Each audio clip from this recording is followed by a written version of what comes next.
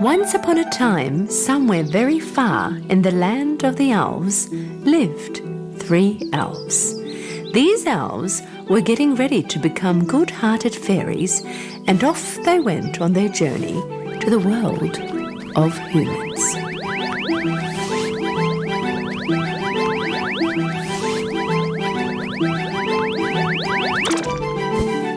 Our duty awaits for us, guys. Come on. I'm very excited. Finally, we too will see the world of humans. I want every single person to be very happy. If we help the humans and make them happy, we too will become good-hearted fairies. In an old house, there lived an old man and his wife. The old man made a living by making shoes in his workshop in their home, and sometimes he repaired old shoes. The shoemaker bought new leather to make new shoes from the money he earned. One day, he bought leather from the money he had made. He arrived home. The piece of the leather he had bought was only enough to make 1 pair of shoes. He left the piece of leather on the table, left the room, closing the door, and went into his bedroom.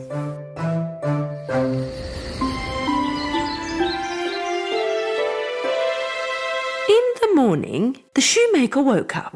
Sitting in his bed, he had a good stretch. He thought about the type of shoe he was going to make. And like every other morning, he finished the breakfast his wife had prepared for him. Thank you very much, dear. I must be off to work now. Today I will make a very nice pair of shoes. Last night you made a pair of shoes. Do you have enough leather to make another pair?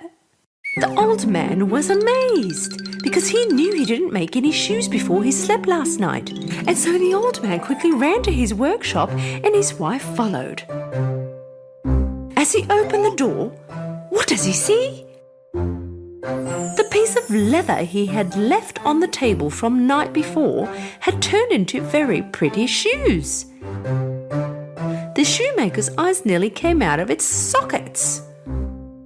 When did I make these shoes? I do not remember. I think I have become really old. The shoes were that pretty that the shoemaker quickly put them in front of the window and waited for a customer. Soon after, a rather wealthy-looking customer saw the shoes from the window and came in. Good day. I would like to buy the pair of shoes in front of the window. Doesn't matter what it costs. They are by far the best pair of shoes I have ever seen.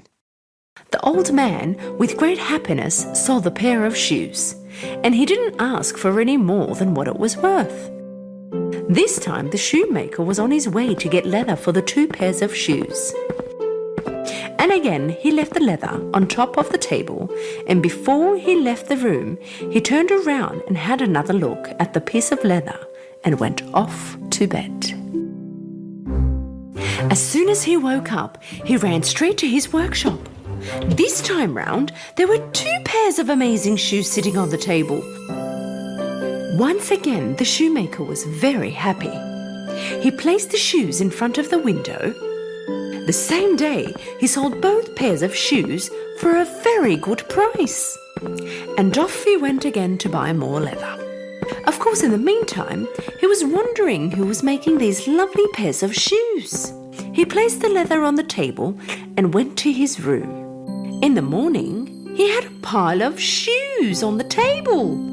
The shoemaker sold every single pair that day.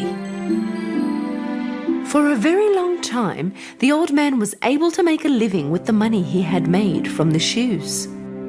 With some of the money he had made, he continued to buy leather.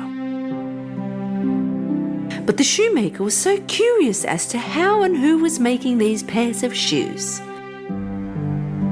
At last, one night, he decided to hide in the closet in his workshop and was determined to find out who was making them. Tonight I will finally be able to meet the shoemaker. When the time had passed midnight, the workshop's window opened and in entered the elves. One of the elves accidentally bumped into a flower pot. Hearing the noise, the old man jumped out of his spot. Would you be careful? You're going to wake them up. When the old man pushed the door and had a sneak peek, he couldn't believe his eyes. He rubbed his eyes, looked again, and what did he see? There were 3 elves on the table. They were dancing and working at the same time. One of them cut the leather, one was sewing, and the other one was gluing it together. Then they tied the laces and polished the shoes.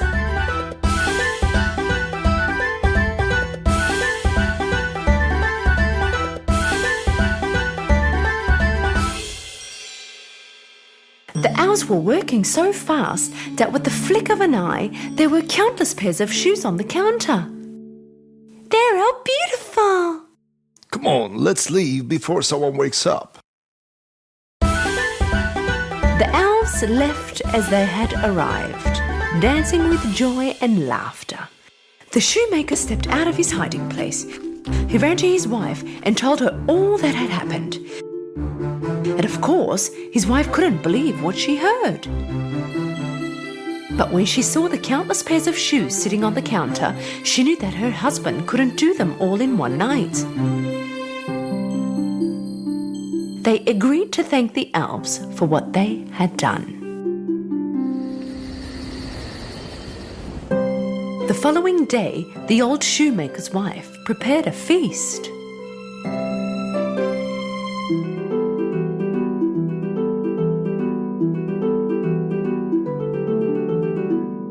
At midnight, when the elves arrived at the workshop, they saw the feast on the table.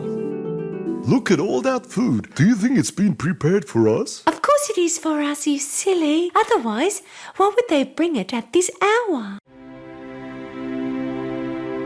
I think we have completed our mission in this house. Now we can go to the other houses that need our help. The shoemaker and his wife woke up and walked into the workshop, and instead of seeing the food they had left, they saw a pile of shiny shoes. After that day, the elves never returned again. The old shoemaker and his wife were able to get by with all the money they had earned for the rest of their lives. The shoemaker thought that after working for so many years, this was his reward. That is why he never stopped making shoes, and whenever he thought about the little elves, he was forever thankful and grateful.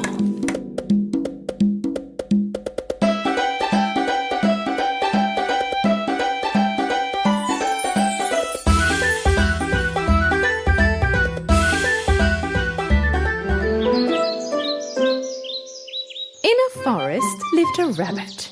Wandering all day long, all he did was jump up and admire himself. He loved talking about how much faster he was than the other animals. I'm the fastest animal in the forest. Would anyone like to race with me? He sure did run fast with his very big feet. The other animals hated the way he would show off. In saying that, they never ever won a race. Yes, I win again. Why? Because I'm fast. Everywhere he went, he would say, "I'm so fast, no one could ever pass me." His words had begun to disturb all the other animals in the forest. Okay, he might be the fastest, but the fact that he says and shows off about it's not nice. Someone should teach my lesson to smarten up.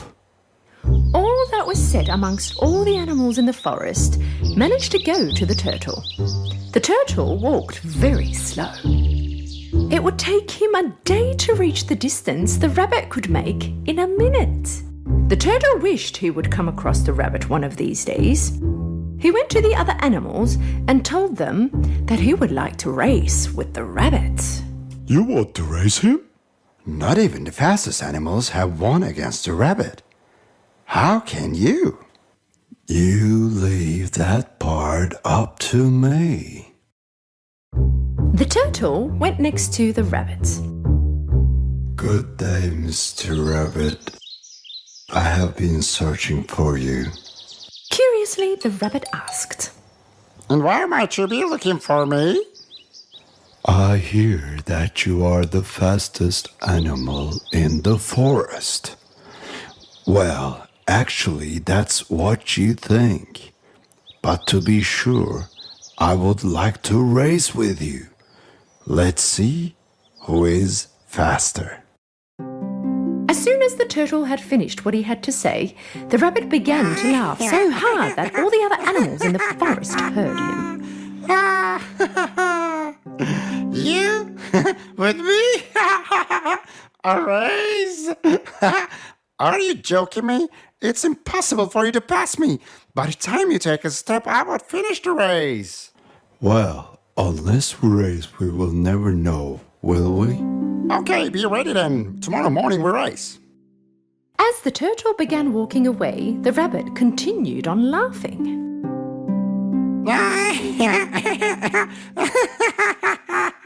The following morning, the animals arrived at the racecourse. They noticed the turtle waiting at the starting line, all ready to go. Very sure of himself, the turtle was smiling. Please tell me how you're going to beat the rabbit. If he really is so proud and a big show-off, as you all say he is, then this race isn't going to be hard at all. Soon after, with his very stuck-up attitude, holding a carrot, the rabbit arrived at the racecourse. Let's race and finish this. I still haven't had breakfast. Finishing their last preparations, they arrived at the starting point. The first one that arrives at the red line at the end of the forest wins. With the mark of the mole, the race started. Just like an arrow, the rabbit flew by. The turtle, on the other hand, began to walk slowly. Whoa! The rabbit was nowhere to be seen.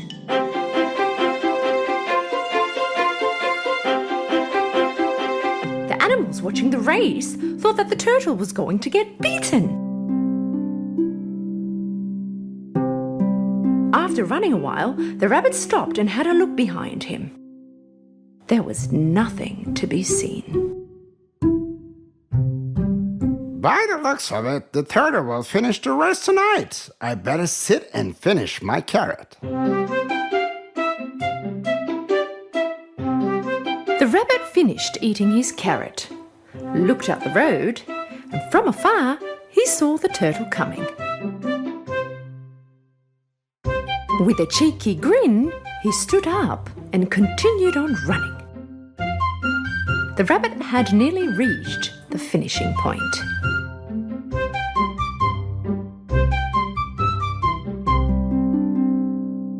I'm a bit sleepy after breakfast. I might sit under this tree and take a nap. As confident as he was about winning the race, the rabbit drifted off to sleep. The turtle continued on walking very, very slowly, but with great confidence.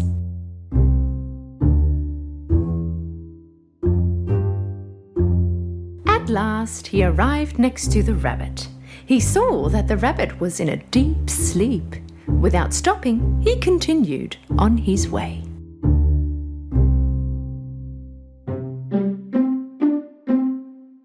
A while later, the rabbit woke up. When he looked and could not see the turtle, The turtle is nowhere to be seen. Maybe he doesn't want to race anymore. I should finish my race now. as the rabbit was slowly making his way to the finishing point, what does he see? The turtle had passed him. In fact, he was about to finish the race. Using all the energy he had left over, he tried to pass the turtle. But the turtle had already finished the race. Some of the animals waiting at the finish line were extremely happy. All the animals animals were throwing the turtle up in the air with great excitement, while the rabbit stood in the corner with great sadness. Turtle, the winner of the race, walked towards the rabbit. Mr. Rabbit, the important thing is being consistent about everything that you do. To brag with nonsense and love yourself is weakness. I beat you not because I was faster, but I was wiser and did what I did seriously. You're right. From now on, I will stop bragging about being the fastest amongst everyone. I should return now. My home is a long journey away. The turtle smiled and continued on his way. The rabbit learnt a good lesson and noticed his mistake. After that day on, he never ever bragged about himself, nor did he ever race again.